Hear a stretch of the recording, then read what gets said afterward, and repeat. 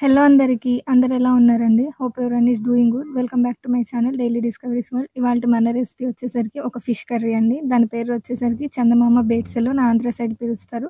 So, ఆ fish అయితే ఇలా ఉంటదనమాట. సో, వీటిని నీట్‌గా హెడ్ అండ్ టెయిల్ కట్ చేసుకొని దాని లోపలున్న వేస్టేజ్‌నంతా తీసేసి వీడియోలో చూపిస్తున్నట్టు ఫిష్‌నైతే నీట్‌గా, క్లీన్‌గా వాష్ చేసుకోవాలండి. అండ్ ఈ ఫిష్ కర్రీలో కావాల్సిన రిమైనింగ్ ఇంగ్రీడియెంట్స్ వచ్చేసరికి ఇక్కడ నేను 1 కేజీ ఫిష్ తీసుకున్నాను. 3 మీడియం సైజ్ ఆనియన్స్ అండ్ అలాగే ఒక చిన్న కట్ట కొత్తిమీర, 5 మీడియం సైజ్ టొమాటోస్ కూడా తీసుకున్నానండి. ఈ టొమాటోస్‌ని మనం ప్యూరీ చేసుకోవాలి. అండ్ అలాగే 2 పచ్చిమిరపకాయలు, కారం వచ్చేసేసరికి 3 టేబుల్ స్పూన్ తీసుకున్నాను. పసుపు 1 టీ స్పూన్, సాల్ట్ రుచికి సరిపడా, 50 గ్రామ్స్ వరకు నేను ఎండు కొబ్బరిని కూడా తీసుకున్నానండి. ధనియాల పౌడర్ 1 టేబుల్ స్పూన్, అల్లం వెల్లుల్లి పేస్ట్ 2 టీ స్పూన్స్, జీరా powder 1 teaspoon, garam masala 1 teaspoon and 100 grams oil use చేశానండి. ఇక నేను 100 గ్రామ్స్ చింతపండును కూడా నానబెట్టి పక్కన పెట్టుకున్నాను. ఇప్పుడు ఒక బౌల్ తీసుకొని దాంట్లో మనం తీసుకున్న ఆనియన్స్‌ని సన్నగా కట్ చేసుకోవాలండి. అవి యాడ్ చేసుకుంటున్నాను. పచ్చిమిరపకాయలు, కొత్తిమీర, పసుపు, రుచికి సరిపడా సాల్ట్, కారం, ధనియాల powder, jeera powder, garam masala and అలాగే అల్లం వెల్లుల్లి పేస్ట్, ఎండు కొబ్బరి పౌడర్ అండ్ మనం తీసుకున్న టొమాటోస్‌ని మిక్సీ పట్టుకున్నాం కదా! ఆ ప్యూరీ, దాంతోపాటు కరివేపాకు. అండ్ ఇక్కడ నేను ఆయిల్ అయితే 100 గ్రామ్స్ యూజ్ చేశానండి.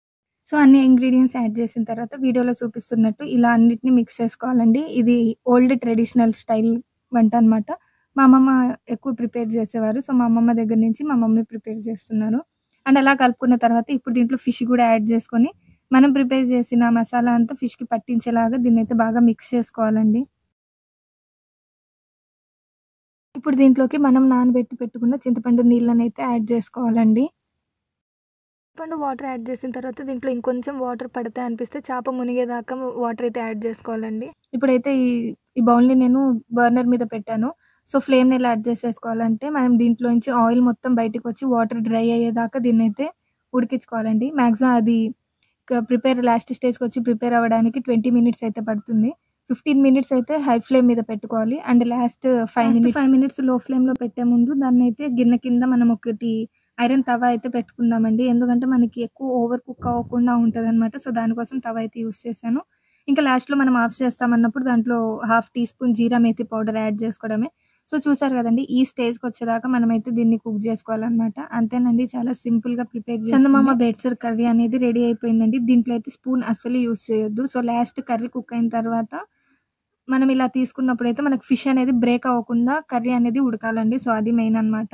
సో, మీకు నచ్చింది కదా! మీరు కూడా ఒకసారి ట్రై చేసి మీకెలా వచ్చిందనేది నాకైతే కామెంట్ సెక్షన్‌లో మెన్షన్ చేయండి. మీకెలాంటి వీడియోస్ కావాలనేది నాకు ఇంకా కామెంట్ సెక్షన్‌లో మెన్షన్ చేయండి. Thank you for watching. Please subscribe to my channel.